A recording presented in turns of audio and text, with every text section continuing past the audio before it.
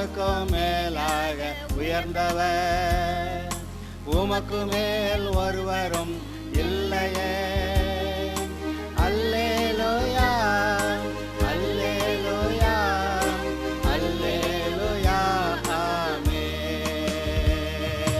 அல்லேலூயா, அல்லேலூயா, அல்லேலூயா. இப்பொழுதும் கூட விசுவாசம் பற்றி தொடர்ந்து படித்து கொண்டிருக்கிறோம். ஏன் விசுவாசம் பற்றி இப்படி தொடர்ந்து படிக்கிறோமானா, திரும்ப திரும்ப திரும்ப திரும்ப இந்த விசுவாசம் என்றால் என்ன, அதோடைய முக்கியத்துவம் என்ன, கர்த்தருடைய வார்த்தையை நம்ப முடியாத சூழ்நிலையில் கூட நம்புறது தான் விசுவாசம். ஏன்னா கர்த்தர் தன்னுடைய வார்த்தையை நிறைவேற்றுவார். கர்த்தர் பேசும்போதெல்லாம் நமக்கு அனுகூலமாக ஆசீர்வாதமாக பேசுகிறாரு. இந்த ஆசீர்வாதமான கர்த்தருடைய வார்த்தையை நம்புங்க, அப்போ நீங்கள் பிழைப்பீங்க, நல்லா இருப்பீங்கன்னு கர்த்தர் சொல்கிறாரு. அப்போ அந்த வசனங்களை விசுவாசிக்கிறது எவ்வளவு நல்லது. ஆனால் விசுவாசிக்கிறதுக்கு ஏதுவில்லாத சூழ்நிலைகள் இருக்கின்றன. நம்ப முடியாத அளவுக்கு கர்த்தர் ஆசீர்வாதமாக என்னமோ சொல்லுவார். அது எங்கெங்கே நம்ப முடியுமா நம்ம நினச்சா அதை செஞ்சு காட்டுவார். அங்கே சமாரியாவுடைய அந்த பட்டணம் முற்றுகை போடப்பட்டிருக்கிறது. உள்ளுக்கு பெரிய பஞ்சம் ஆயிடுச்சு. எல்லோரும் ஒருத்தர் பிள்ளை இன்னொரு சாப்பிடலாமாங்கிற அளவுக்கு அது நடந்துருச்சு கதை. அங்கே அந்த சமயத்தில் தீர்க்கதரிசி அங்கே சொல்லிக்கிட்டு இருக்கிறான், நாளைக்கு இந்நேரத்தில் சமாரியாவின் ஒளிமுக வாசலில் 1 மரக்கால் கோதுமை மா 1 சேக்கலுக்கு, 2 மரக்கால் வார்கோதுமை மா 1 சேக்கலுக்கு விற்கும்னு அவன் சொல்ல, ஏன்னா இதெல்லாம் நடக்கிற காரியமா அப்படின்னு சொல்லி, அதோட கூட அவன் சும்மா இருக்க மாட்டாம, தேவன் வானத்து மதகுகளை திறந்தால் கூட இப்படியெல்லாம் நடக்குமான்னு அவன் சொல்ல, கடைசிக்கு கர்த்தருக்கு கோபம் நீ அதை பார்ப்ப, அதில் சாப்பிட மாட்டேன்னு சொல்ல, கடைசிக்கு பார்த்தா அடுத்த நாள் அப்படி நடந்துருச்சுங்க. இதெல்லாம் எதுக்கு எழுதியிருக்கு? நடக்கவே முடியாது அப்படின்னு சொல்கிற சூழ்நிலையில் கூட கர்த்தர் ஒன்று சொல்லுவார்னா அது நடந்துரும்னு உங்களை விசுவாசிக்க சொல்கிறதுக்கு தான் இந்த அற்புதங்களெல்லாம் அங்கே எழுதியிருக்கு. நீங்கள் அங்கே சமாரியாவில் கர்த்தர் அற்புதம் செஞ்சாருங்க, அப்படி போகிறதுக்கு, அப்படி வாசிட்டு போகிறதுக்கு கர்த்தர் இதெல்லாம் எழுதலை. இதெல்லாம் திருஷ்டாந்தங்களாய் நமக்கு எழுதப்பட்டிருக்கிறது. எடுத்துக்காட்டுகளாக, சாட்சியான சம்பவங்களாக நமக்கு எழுதப்பட்டிருக்கிறது. ஆதலால் இதை வாசிக்கும்போது உங்களுக்குள்ள கர்த்தர் என்னமோ பேசி, உனக்கு நான் இது மாதிரி ஏதோ செய்வேன், இப்படி அற்புதங்கள் செய்வேன், என்னே நம்பு, ஏன் கூட வா, சூழ்நிலைகள் எதிர்மறையாக இருக்குதுன்னு சொல்லி பயப்படாத, அங்கே மனுஷரை பார்த்து பயப்படாத, அங்கே எல்லா வாசல் அடைபட்டு இருக்குதுங்கிறத கண்டும் பயப்படாத, எரியோ கோட்டை அடைச்சிருக்குதுங்கிறத பற்றி பயப்படாத, அங்கே யோர்தான் நதி கரை புரண்டு ஓடுது, பயப்படாத, அங்கே செங்கடல் முன்னாடி இருக்குது, பயப்படாத, நான் உனக்கு இதெல்லாம் செய்வேன், அங்கே தண்ணீர் இல்லாமல் 3 நாள் நடந்த ஒரு பாடு தண்ணீரை கண்டா அது கசக்குது, பயப்படாத, தண்ணீரே இல்லை, பயப்படாத, கண்மலையிலிருந்து தண்ணீர் தருவேன், சாப்பாடே இல்லை, வானத்திலிருந்து மன்னாவை கொடுப்பேன், இறைச்சி வேணும்னா கூட நான் காடையை கொண்டு போடுவேன். அதாவது நம்ப முடியாத காரியங்களை செய்து கொண்டிருக்கிறார். இன்றைக்கும் கூட மோசே பிறந்தபோது அவன் அழகுள்ளவன் என்று கண்டு விசுவாசம் உள்ளவர்களாக இருந்ததுனால அவனை ஒழித்து வைத்தார்களாம். என்ன விசுவாசம்னா என்ன? கர்த்தர் ஏதோ சொல்கிறாரு அதை நம்புவோம், அது நமக்கு நல்லதுன்னு சொல்லி கர்த்தரை நம்பி இவனை உயிரோட பாதுகாத்து வச்சுருக்கிறாங்க. அப்போ இந்த வசனங்களை வாசிக்கும்போது உங்களுக்கு எனக்கும் பிரயோஜனமாக இருக்கிறது. அதான் பாருங்கள், கர்த்தர் உங்ககிட்ட சொன்னால், இப்போ எனக்குள்ளே நான் இதை பேசிக்கிட்டு இருக்கும்போதே என்கிட்ட கர்த்தர் சொன்ன வார்த்தைகளை நான் நினச்சி பார்த்து, ஸ்தோத்திர ஆண்டவரே, நீர் அதையெல்லாம் நிறைவேற்றுவீர் அப்படின்னு நான் சந்தோஷமாக அவருக்கு ஒரு நன்றி சொல்லிக்கிறேன். நீங்கள் உங்கள்கிட்ட பேசிக்கிட்டு இருக்கிறேன், இங்கிட்ட ஒரு பக்கத்தில் கர்த்தருக்கு நன்றி சொல்லிக்கிறேன். நன்றி ஆண்டவரேன்னு, நீர் சொன்ன காரியங்களை என்னுடைய வாழ்க்கையில் நிறைவேற்றுவீர் ஆண்டவரே, உமக்கு ஸ்தோத்திரம் அப்படின்னு அங்கிட்டு உங்களுக்கு சொல்லிக்கிறேன். இங்கே உங்களுக்கு இந்த வசனத்தை சொல்லிக்கிட்டு இருக்கிறேன். ஏதோ ஒன்றை வாசிக்கும்போது, ஏதோ ஒன்றை உங்களுடைய வாழ்க்கையிலே கர்த்தரை ஞாபகப்படுத்தி இதையெல்லாம் செய்வேன் என்று சொல்லுகிறது உங்களுடைய உள்ளத்தில் தெரியலையா? இப்போ இந்த வசனத்தெல்லாம் நீங்கள் கேட்கும்போது உங்களுடைய வாழ்க்கையில் தேவன் வைத்திருக்கிற திட்டங்கள், தீர்மானங்கள், அதையெல்லாம் ஏதோ ஒரு சின்ன காரியத்தை ஞாபகப்படுத்தி அல்லது பெரிய காரியத்தை ஞாபகப்படுத்தி, சின்ன காரியம் மூலமாக பெரிய காரியத்தை செய்வேன்னு சொல்லுவார். அந்த பெரிய காரியம் வர்றதுக்கு முன்னாடி இந்த சின்ன காரியம் வந்திருக்கான். அப்போ அது சின்ன விஷயந்தானே? இல்லை, அந்த பெரிய விஷயம் வர்றதுக்கு முன்னாடி இந்த சின்ன விஷயம் வந்திருக்கேன், இதை செஞ்சவர் அதையும் செஞ்சிருவார் அப்படின்னு சொல்லி அவங்க நீங்கள் சந்தோஷப்படலாம், விசுவாசிக்கலாம். இங்கே பாருங்க, ஒரு சின்ன ஒரு எடுத்துக்காட்டு சொல்கிறேன். இஸ்ரவேல் தேசம் அழிஞ்சு எப்போ கிபி 70வது ஆண்டு இஸ்ரவேல் தேசம் அழியுது, எருசலேம் அழிக்கப்படுகிறது. அந்த ஆலயம் கூட அஸ்திவார கல் கூட இல்லாதபடி தோண்டிட்டாங்க. எருசலேமில் இஸ்ரவேல் தேசத்தில் இருந்த எல்லா யூதர்களும் தூற்றப்பட்டுட்டாங்க உலகெங்கும். அநேகர் அடிமைப்பட்டு போய் அது ரோமாபுரியிலேருந்து அங்கே அடிமை வேலை செஞ்சுக்கிட்டு இருக்கிறாங்க. கொலோசியம்னு ஒரு பெரிய கட்டடத்தை கட்டினாங்க. அந்த ஏறக்குறைய 2000 வருஷம் ஆன அந்த கட்டடம் இன்றைக்கும் அது அங்கே இடிபாடுகளோட கூட அது அங்கே நிற்கிது. சரி, நான் உங்கள்கிட்ட ஒரு கேள்வி கேட்குறேன். அழிஞ்சே போச்சு, அந்த நாட்டு பேர் இஸ்ரவேல்னு கூட இல்லை, அதுக்கு பேர் பாலஸ்தீனா அப்படின்னு பேர் வச்சுவிட்டாங்க. யார்? அந்த ரோமாபுரிக்காரங்களோட ஆட்சியில் இருக்குது. அப்போ அதுக்கு இஸ்ரேலுங்கிற பேரை மாற்றி பாலஸ்தீனான்னு அவங்க ரெக்கார்டில், ஏதோ ரோமாபுரி ரெக்கார்டில் ஏறிடுச்சு. இந்த தேசத்து பேர் இனிமேல் இஸ்ரேலில் அது பாலஸ்தீனான்னு. அதுபோல் மற்ற அவங்க ஆண்டு கொண்டிருந்த எல்லா நாடுகள்லேயும் இது இஸ்ரேல் இல்லை, அது பாலஸ்தீனா அப்படின்னு அவங்க சொல்லி வச்சுட்டாங்க. அதனால் பாருங்கள், சுற்றி இருக்க உலகத்தில் இருக்க எல்லாரும் இதை பாலஸ்தீனான்னு சொல்லிக்கிட்டு இருக்கிறாங்க. 100 வருஷம் ஆச்சு, 1000 வருஷம் ஆச்சு, 100 வருஷம் ஆச்சு, 500 வருஷம் ஆச்சு, 1000 வருஷம் ஆச்சு, 1500 வருஷம் ஆச்சு, 1700 வருஷம் ஆச்சு. 2வது உலக யுத்தத்தில் 1942-45 அந்த வாக்கில் 60 லட்சம் யூதர்கள் அங்கே ஜெர்மனியில் கொல்லப்படுகிறார்கள். 60 லட்சம் யூதர்கள் கொல்லப்படுகிறார்கள். அதாவது இருந்த யூதர்களையுமே அழிச்சிட்டாங்க அப்படின்னு சொல்லி நீங்கள் பார்க்குறீங்க. ஆனால் கர்த்தருக்கு தெரியும், இஸ்ரவேல் என்ற தேசம் உருவாக்குவேன்னு அவர் கங்கணம் கட்டிக்கிட்டு இருக்கிறாரு. அதை உருவாகிறதுக்கு என்ன செய்யணுமோ செஞ்சுக்கிட்டு இருக்கிறாரு. ஆனால் பிசாசு 60 லட்சம் யூதர்களை கொன்னுட்டு இஸ்ரேலாவது ஒரு நாடாவது வர்றதாவது அப்படின்னு அவன் பேசிக்கிட்டு இருந்தா, கடைசிக்கு ஐக்கிய நாடுகள் சபையில் பாவமியா இந்த இஸ்ரவேலர் 60 லட்சம் பேர் இந்த ஹிட்லர் கொன்னுட்டான். அந்த நாடுகளில் இருக்கிற எல்லா நாடுகள்லையும் இந்த இஸ்ரவேலரை உபத்திரவப்படுத்தி கொன்று ஒழிச்சுக்கிட்டு இருக்கிறாங்க. அந்த மக்களை காப்பாற்றுகிறதுக்கு அவங்களுக்குன்னு ஒரு நாடு இருக்கிறது அவசியம்தான் அப்படின்னு சொல்லி அந்த ஐக்கிய நாடு சபைகளில் 1948 இந்த நாளிலே இஸ்ரவேல் என்ற தேசம் உருவாகிறது அப்படின்னு சொல்லி இன்றைக்கு உருவாயிட்டுன்னு சொல்லிட்டாங்க. 1948 மே மாதம் 15ஆம் தேதி அந்த ஐக்கிய நாடு சபையில் எல்லோரும் இந்த இஸ்ரவேலுங்கிற ஒரு நாடு உருவாட்டுமா வேண்டாமான்னு ஓட்டு போடுற போது ஒரு ஓட்டு 10ஆம் இருந்துச்சான். அந்த சமயத்தில் ஒரு ஓட்டு 10, எல்லாத்தையும் முதல்ல கணக்கு பண்ணிடுவாங்கல்ல யார் யார் எதுக்கு ஓட்டு போடுவாங்கன்னு. அந்த சமயத்தில் ஒரு ஓட்டு 10ஆம் இருந்துச்சான். அப்போதைக்கு இருந்த அமெரிக்கன் பிரசிடெண்ட்டு அந்தால ஒரு விசுவாசியாக அவங்க அம்மா வளர்த்துருக்குது. அந்த அம்மா வளர்க்கும்போது இவன் பிரசிடெண்ட் ஆஃப் அமெரிக்காவை ஆவான்னு சொல்லி அந்த அம்மாவுக்கு தெரியாது.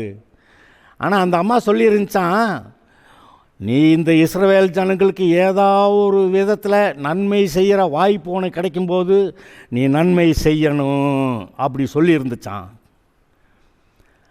அந்த இது இந்த மனுஷனுக்கு ஞாபகம் இருந்துக்கிட்டே இருக்குது. இப்போ இஸ்ரவேலுக்கு தனி நாடு கொடுக்கறதா அல்லது சுற்றிலுமாக இருக்க பாலஸ்தீன மக்கள் இஸ்ரவேலை சுத்தமாக காலியே பண்ண விட்டுறதா அப்படிங்கிற ஒரு சூழ்நிலை வர்றப்ப இந்த அமெரிக்கன் பிரசிடெண்ட்டு அந்த சமயத்தில் இந்த மனுஷன் அந்த தாய் தானே அவனை அப்படி வளர்த்துருக்கு.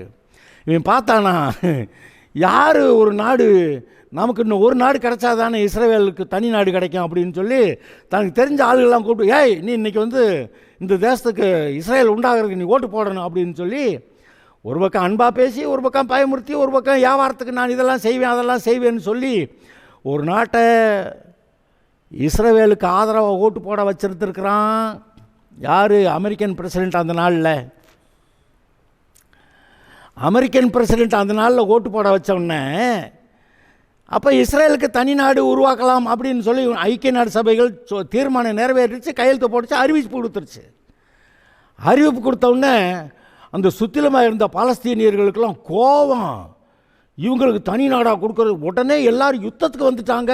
அந்த எருசலேமே அந்த இஸ்ரேல் ஜனங்கள் அங்கே யாரெல்லாம் இருக்கிறாங்களோ அவங்களெல்லாம் கொன்றுறது, அவங்களெல்லாம் கொண்டு போய் மத்திய தரை கடலில் தள்ளிட்டு கொன்னே விடுறது அப்படின்னு சொல்லி அவங்க யுத்தத்தை ஆரம்பிச்சிட்டாங்க.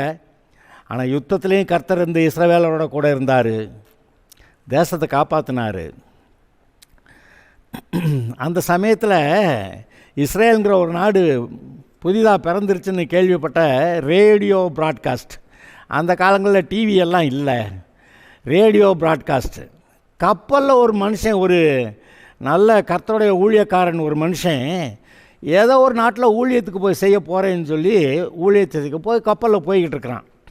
அந்த கப்பலில் போய்கிட்டு இருக்கிறப்ப அவன் ரேடியோவில் இஸ்ரேல் தனி நாடாயிற்று, ஐக்கிய நாடு சபைகள் ஓட்டளித்து இது ஒரு தனி நாடாக பிரகடனப்படுத்தப்படுகிறது அப்படின்னு சொல்லி அந்த செய்தியை அந்த ரேடியோவில் அந்த கப்பலில் கேட்டானோ இல்லையோ அந்த ஊழியக்கார மனுஷன் துள்ளி குதிச்சுக்கிட்டு இருந்தானா.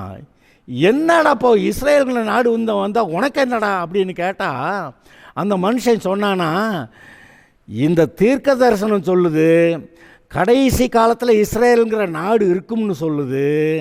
அது மட்டும் இல்லை, இஸ்ரேலுங்கிற நாட்டில் மறுபடியும் தேவாலயம் கட்டப்பட்டிருக்கும்னு சொல்லுது. ஆனால் இந்த 2000 வருஷமாக இஸ்ரேலுங்கிற நாடு ஒன்று இல்லை, அது உண்டாகிறதுக்கு வாய்ப்பே இல்லைன்னு நம்ம நினச்சிக்கிட்டு இருந்த காலங்களில் இப்போ இது கடைசி காலம்னு நல்லா தெரியுது. இஸ்ரேலுங்கிற நாடு ஒன்று உருவாயிருச்சு. அப்போ பைபிளில் சொல்லியிருக்கிறது எல்லாமே கரெக்டு, எல்லாமே உண்மை. அப்போ இயேசுடைய சபை எடுத்துக்கொள்ள வர்றது, அப்புறம் 2ஆம் வருகை, அப்புறம் 1000 வருஷ அரசாட்சி, அப்புறம் புதிய வானம் புதிய பூமி எல்லாம் வருகிறது வருகிறது வருகிறது அல்லேலூயா போட்டு அந்த கப்பல் அவன் குதிச்சுக்கிட்டு இருந்தானா. ஏங்க இஸ்ரவேலுங்கிற தேசம் பிறந்துச்சுன்னு சொன்னது பொதுவாக உலக மக்களுக்கெல்லாம் அவனுக்கு ஒரு தேசம் கொடுத்துட்டாங்களா அப்படி சொல்லி இருந்திருப்பாங்க. ஆனால் விசுவாசிகளுக்கு இஸ்ரேலுங்கிற நாடு வந்தவுடனே சபை எடுத்துக்கொள்ளப்படபடியாக இயேசு வர்றாரு. அவருடைய 2ஆம் வருகையும் வருது, 1000 வருஷ அரசாட்சி வருது. அப்போ 1000 வருஷ அரசாட்சி தான் இஸ்ரேலுங்கிற தேசம் பிறக்குது. அது பின்னாடியே இஸ்ரேலில் தேவாலயம் வரும். ஆக இங்கே பாருங்க, இந்த வாக்கு தத்தங்கள், இந்த தீர்க்க தரிசனங்கள் இவையெல்லாம் எவ்வளோ அற்புதமானவைகள் பாருங்க. இதையெல்லாம் கேட்டுட்டு நமக்கு என்ன, நம்மை அழைத்த தேவன் உண்மையுள்ளவர். நமக்கு ஒரு வாழ்க்கை, நம்ம வாழ்க்கையில் எவ்வளவு சூழ்நிலையில் சாதகமாக இருந்தாலும் சரி பாதகமாக இருந்தாலும் சரி நம்முடைய வாழ்க்கையில் தேவன் வைத்திருக்கிற திட்டங்கள் தீர்மானங்களை நிறைவேற்றிடுவார். இஸ்ரவேல் தேசம் ஒன்று வரும்னு சொல்லியிருந்தார், வந்துருச்சு. அப்போ 2000 வருடங்கள் கழித்து வந்தது. அது நம்முடைய கண்களுக்கு ஆச்சரியமாக இருக்கிறது. அவரை கேட்டால் கேட்பார், ஏன்டா உனக்கு அது ஆச்சரியமாக இருக்குது, எனக்குமா அது ஆச்சரியமாக இருக்கேன் அப்படி சொல்லுவார். இப்போ இங்கே பாருங்க, இதிலெல்லாம் சில இன்ட்ரிகசி, அதான் அதோட ஒத்து போகிற சில வசனங்களை நீங்கள் கவனிக்கணும். இப்போ நான் இந்த மோசே அழகுள்ளவன் என்று கண்டு விசுவாசித்து 3 மாதம் ஒழித்து வைத்தார்கள்னு அதை வாசித்து கடந்த செய்தியில் சொல்லிக்கிட்டு இருந்தேன். இப்போ நான் இன்னொன்று சொல்கிறேன், நான் மறுபடியும் திரும்ப வாசித்தது தான். எங்கே எபிரேயர் 12வது அதிகாரத்தில் முதல் வசனம், ஆகையால் மேகம் போன்ற இத்தனை திரளான சாட்சிகள் நம்மை சூழ்ந்து கொண்டிருக்க பாரமான யாவற்றையும் நம்மை சுற்றி நெருங்கி நிற்கிற பாவத்தையும் தள்ளிவிட்டு விசுவாசத்தை துவக்குகிறவரும் முடிக்கிறவருமாயிருக்கிற இயேசுவை நோக்கி நமக்கு நியமித்திருக்கிற ஓட்டத்தில் பொறுமையோடு ஓடக்கடவும். இங்கே பாருங்க, எபேசியர் 2வது அதிகாரம் 10வது வசனத்தில் நீங்கள் கிறிஸ்து இயேசுவுக்குள்ளாக நற்கிரியைகளை செய்யும்படியாய் விசேஷித்த விதத்தில் நீங்கள் சிருஷ்டிக்கப்பட்டிருக்கிறீர்கள்னு சொல்லியிருக்கு. ஏன்னா இந்த உலகத்து மனுஷன், ரட்சிக்கப்படாத மனுஷன், அவன் செத்தவன், அவன் பாவி, எந்த நற்கிரியை செய்ய ஆகாதவன், அவன் நற்கிரியை செய்ய முடியாதுன்னு கர்த்தர் பைபிளில் சொல்லிவிட்டு கடைசிக்கு உங்களே என்னையும் பற்றி சொல்கிறாரு, ரட்சிக்கப்பட்டவர்களை பார்த்து சொல்கிறாரு, நமக்கு நியமித்திருக்கிற ஓட்டத்திலே பொறுமையோடு ஓடக்கடவோம். அங்கே எபேசியர் 2:10 நற்கிரியைகளை செய்கிறதற்கு நாம் கிறிஸ்து இயேசுவுக்குள் சிருஷ்டிக்கப்பட்டு இப்படியாக தேவனுடைய செய்கையாக இருக்கிறோம். அப்போ உங்கள் மூலமாக என் மூலமாக கர்த்தர் நற்கிரியைகளை செய்கிறாரு. அப்புறம் இங்கே எழுதியிருக்கு, நமக்கு நியமித்திருக்கிற ஓட்டத்திலே பொறுமையோட ஓடக்கடவோம். ஏன் பொறுமையோட? ஒன்றும் சூழ்நிலைகள்லாம் ஒன்றும் நல்லா இல்லை. இப்போ நான் கேட்குறேன், உங்கள் சூழ்நிலைகள்லாம் நல்லா இருக்குதுங்களா? எவ்வளோ தைரியமாக கேட்குறேன் பாருங்கள். உங்கள் சூழ்நிலைகள் ஏதோ ஒரு சில சமயத்தில் அனுகூலமாக இருந்தாலும் மற்ற எல்லா சமயத்துலேயும் கர்த்தருடைய வசனத்தின்படி அவருடைய சித்தத்தினுடைய வாழ்க்கையில் முன்னேறப்ப அங்கே தடைகள் இருக்கிறது, எதிர்ப்புகள் இருக்கின்றன, போராட்டங்கள் இருக்கின்றன. அதெல்லாம் பார்த்து நீங்கள் சொல்லுவீங்க, எல்லாம் போராட்டமாக இருக்குது பிரதர், அப்படி சொல்கிறவங்க இருக்காங்க. ஆனால் இவருக்கெல்லாம் போராட்டம் இருக்கிறது தெரியாது, நல்லா தெரியும். அதனால தான் அவர் என்ன பண்ணுறாரு, விசுவாசத்தின் நல்ல போராட்டத்தை போராடு அப்படின்றாரு. அப்போ இந்த போராட்டங்கள், இந்த உலகத்து மனுஷர்லாம் பணத்துக்காக போராடுவாங்க, இதை காப்பாற்றுறேன் அதை காப்பாற்றுறேன்னு, என்னதை காப்பாற்றுறேன்னு போராடிட்டு இருப்பாங்க. பெரிய சாதனையை, பெரிய மந்திரியா, பெரிய ஆளா, பெரிய பணம் சேர்க்க, பெரிய ஆளுகைக்குள்ளே வர, பெரிய சயின்டிஸ்டாக அதுக்கு போராடிட்டு இருப்பாங்க. ஆனால் கர்த்தர் சொல்கிறாரு, உங்களையும் என்னையும் பார்த்து, விசுவாசத்தின் நல்ல போராட்டத்தை போராடு.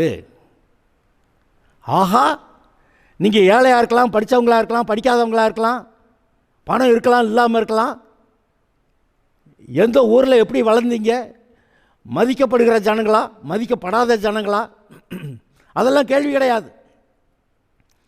அவர் பாட்டுக்கு நான் உன்னை கொண்டு இதை செய்ய தீர்மானித்திருக்கிறேன்னு கர்த்தர் நம்மகிட்ட ஏதாவது சொல்லிக்கிட்டு இருப்பார். உங்ககிட்ட என்ன சொன்னாரோ அதை செஞ்சு விட்டுருவார். ஆதலால் நற்கிரியைகளை செய்ய கிறிஸ்து இயேசுவுக்குள் சிருஷ்டிக்கப்பட்டு நீங்கள் தேவனுடைய செய்கையாக இருக்கிறீர்கள். நான் இப்போ அதை உங்களுக்கு சொல்லிக்கிட்டு இருக்கேன்.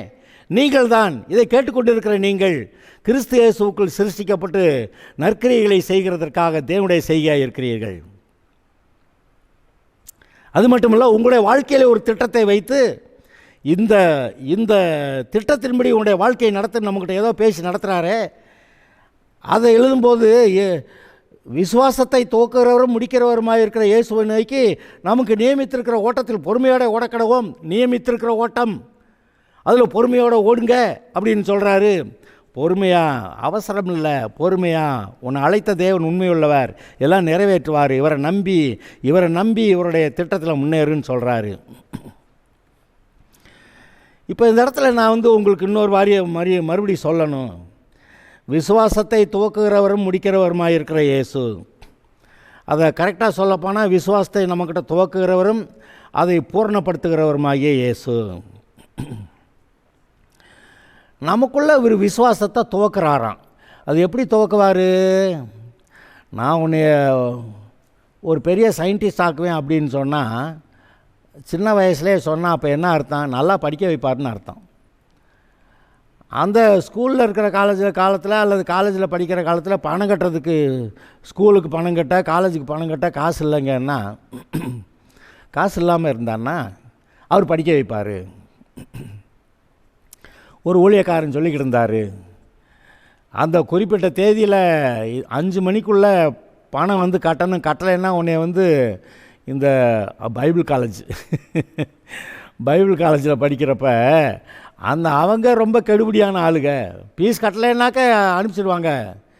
அப்படி இருந்தப்ப உனக்கு நீ இன்ன வரைக்கும் ஃபீஸ் கட்டலை அப்படின்னு காலையில் கூப்பிட்டு கேட்டாங்களாம். சரி கட்டிடுறேன் ஐயா அப்படின்னு சொல்லிட்டு இந்த ஆள் வெளியே வந்தாராம். என்னைய படிக்க வச்சவர், இங்கே அனுப்புனவர், இங்கே இவ்வளவு நாளாக படிக்க வச்சு இவ்வளவு நாளாக ஃபீஸ் கட்டினவர், இடையில என்னை வெளியே தரதுக்காக இங்கே கர்த்தர் கொண்டு வந்தார் அப்படின்ட்டு வெளியே அங்கே படிக்கட்டில் உட்காந்துருந்தாராம். இன்றைக்கி பூரா இங்கே தான் உட்காந்துருக்க போகிறேன், கர்த்தர் என்ன பண்ணுவாரோ பண்ணிக்கிட்டோம், என்னை படிக்க வைக்கிறாரு அப்படின்னு சொல்லிட்டு அந்த ஆள் இங்கே உட்காந்துருந்தாராம். காலையில் கூப்பிட்டு, ஏய் நீ பணம் கட்டலை, இன்றைக்கி 5 மணிக்குள்ளே கட்டலைன்னா உன்னை வெளியேற்றி விட்டுருவேன் பார்த்துக்க அப்படின்னு சொன்ன அதே பிரின்ஸிபலு சாயந்தரம் 4 மணியை போல் வந்தாரன். டேய் தம்பி இங்கே வாடா அப்படி கூப்பிட்டு யாரோ ஒரு ஆள் உனக்கு பணம் அனுப்பியிருக்கிறாருடா, அந்த பீஸு உனக்கு வந்துருச்சுடா, போய் நீ படிக்கலாம்டா, கிளாஸுக்கு போ அப்படின்னு சொன்னாராம். அழைத்த தேவன் உண்மை உள்ளவர். இந்த ஆள் நான் பெரிய பணக்காரனா, பீஸ் கட்ட பணம் இல்லை, வெளியே தீர்வேன்னு சொல்கிறாங்க. அந்த சமயத்தில் வெளியே வந்து உட்காந்துக்கிட்டு படிக்கட்டில் உட்காந்துக்கிட்டு ஸ்தோத்திர ஆண்டவரே ஸ்தோத்திர ஆண்டவரே, மற்றவங்களாம் பார்த்தா இவனுக்கு என்ன கிறுக்கான்னு கேட்பாங்க. ஆனால் இந்த பையன் அங்கே உட்காந்து ஸ்தோத்திர ஆண்டவரேன்னு சொல்லிக்கிட்டு இருந்தான். சாயந்தரம் 4 மணிக்கு அதே பிரின்ஸிபல் கூப்பிட்டு, டே யாரோ உனக்கு பணம் அனுப்பியிருக்காங்களா வாடா அப்படின்னு சொல்லி கூப்பிட்டு கிளாஸுக்கு போகணுன்னு சொன்னான். உங்களையும் அழைச்சிருக்கிறாரா? நீங்கள் உயர்வான ஸ்தானத்தில் இருந்திருக்கலாம், அல்லது ரொம்ப தாழ்வான ஸ்தானத்தில் இருந்திருக்கலாம், மனுஷன்னு நினைக்கப்பட முடியாத அளவுக்கு அவ்வளவு தாழ்வான இடத்துல கூட இருந்திருக்கலாம். இன்றைக்கு அநேக பணக்காரர்கள் வந்து வீட்டெல்லாம் விட்டுட்டு நான் கர்த்தருடைய பிள்ளையாக போகிறேன்னு வந்த ஆளுகள்லாம் இருக்காங்களா இல்லையா? ஏன் அப்போ உதாரணத்துக்கு அப்போஸ்தலனாகிய பவுல் எடுத்துக்கங்க. அவன் வந்து பெரிய பணக்கார குடும்பம். அந்த கூடாரம் செய்கிறது அவர்கள் தொழில். அந்த ரோமர்கள் அரசாண்ட காலங்களில் அந்த யுத்த வீரர்களுக்கு, ரோம சாம்ராஜ்யத்தில் அந்த சேனை வீரர்களுக்கு அவங்க நாடாக போவாங்க, ஊராக போவாங்க. ஏன்னா வேலை எங்கெங்கேயோ யுத்தங்கள் வரும். இவங்கெல்லாம் போகிற பக்கமெல்லாம் அங்கே என்ன கட்டடமாக கண்டுபிடிச்சி வீடு வாடகையாக கண்டுபிடிச்சி கொடுக்க முடியும்? அதனால் இவங்க ரொம்ப லைட் வெயிட்டாக இருக்கக்கூடிய, சுமையாக கனமாக இருக்கக்கூடாது, தூக்கிட்டு போகிறது ஈஸியாக இருக்கணும். ஆனால் போய் இவன் படுத்து தூங்குற அளவுக்கு அங்கே உள்ள கூடாரம் இருக்கணும். அது மாதிரி கூடாரத்தை செய்கிற ஆட்களாக இந்த குடும்பம், இந்த பவுலோடைய குடும்பம் ரோமாபுரி அரசாங்கத்துக்கே இந்த கூடாரங்களை செஞ்சு கொடுக்குற தொழிலை செஞ்சவங்க, துட்டு நிறையா வச்சுருந்தவங்க தான். சொல்லுவாங்க, இந்த பவுலோடைய குடும்பத்துக்கு சொந்தமான கப்பல்கள்லாம் இருந்துச்சுன்னு சொல்லுவாங்க. நான் நினைக்கிறேன் இந்த மாதிரி இத்தனை கூடாரங்களை செஞ்சு இந்த நாட்டுக்கு அனுப்பிவிடு நாங்கள் சொல்லியிருப்பாங்க. அத்தனை கூடாரங்களை செஞ்சு அந்த கப்பலில் ஏற்றி அந்த நாட்டுக்கு அனுப்பிட்டு இருந்திருப்பாங்க. பெரிய பணக்காரங்க தான். அப்போ பவுல் வந்து படிப்புலையும் தேர்னாள், பரிசேயர் இருக்கிறதுல பெரிய வைராக்கியமான நல்ல பேர் போன ஒரு கூட்டம். அதில் இருந்து இயேசுவை ஏற்றுக்கிட்டு வர்றேன்னா கடைசிக்கு அதே யூதர்கள் இவனை கொல்ல பார்க்குறாங்க. ஆனால் கொல்ல பார்த்தாலும் சரி கர்த்தர் என்னையை வச்சு செய்யணுங்கிறத செஞ்சுக்கிடுவார்னு சொல்லி அவனை கடைசிக்கு அந்த தமஸ்கு ஊரில் அந்த பட்டணத்து மேலே இதிலேருந்து ஜன்னல் வழியாக இறக்கி விட, அப்படியே அவன் கூடையில் வச்சு இறக்கப்பட்டு தப்பித்து அவன் போனான்னு நீங்கள் பார்க்குறீங்க. பைபிள் அதெல்லாம் எழுதியிருக்கு. ஏன்னா அப்படி தப்பிச்சு ஓடுற நிலைமையும் கடைசியில் அவன் செய்த ஊழியத்தையும் நீங்கள் நினச்சி பார்க்குறப்ப எப்படி நிலைமையிலேருந்து எப்படி ஆகிட்டான்.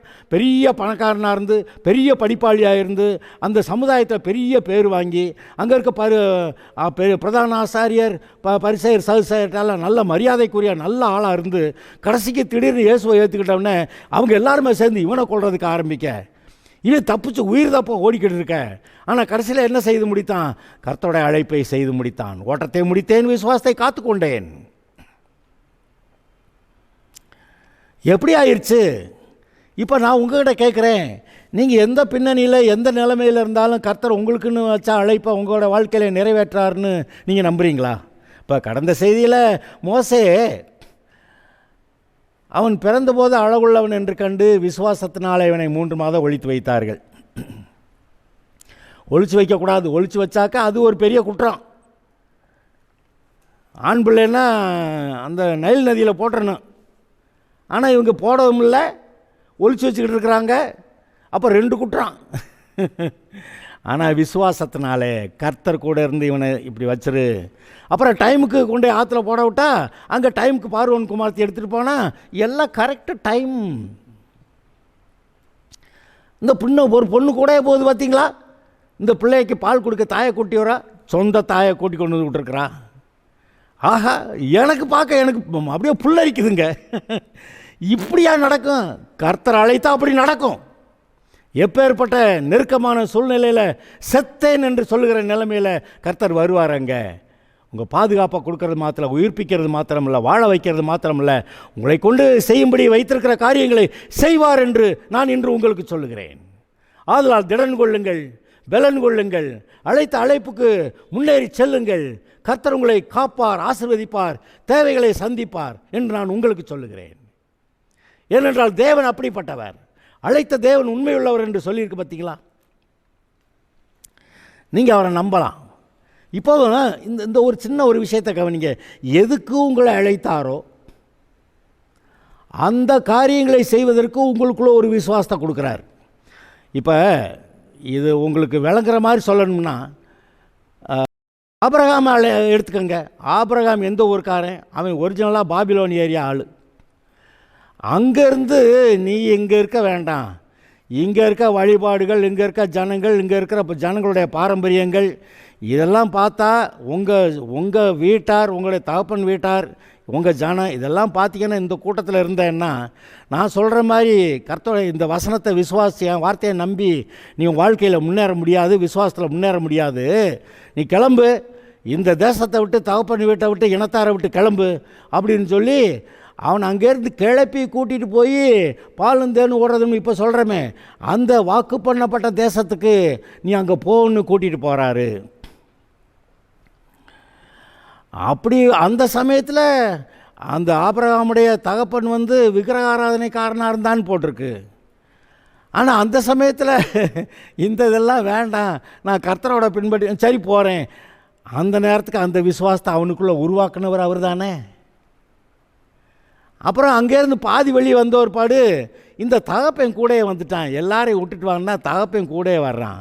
கூடயே வந்த ஆள் 16 வரைக்கும் வந்தவுடனே எப்பா எனக்கு இதுக்கு மேலே போக முடியாது அப்படின்னு அவன் சொல்ல, சரின்னு ஆபிரகாமும் அங்கேயே தேங்கி போயிட்டான். இப்போ என்ன செய்கிறது?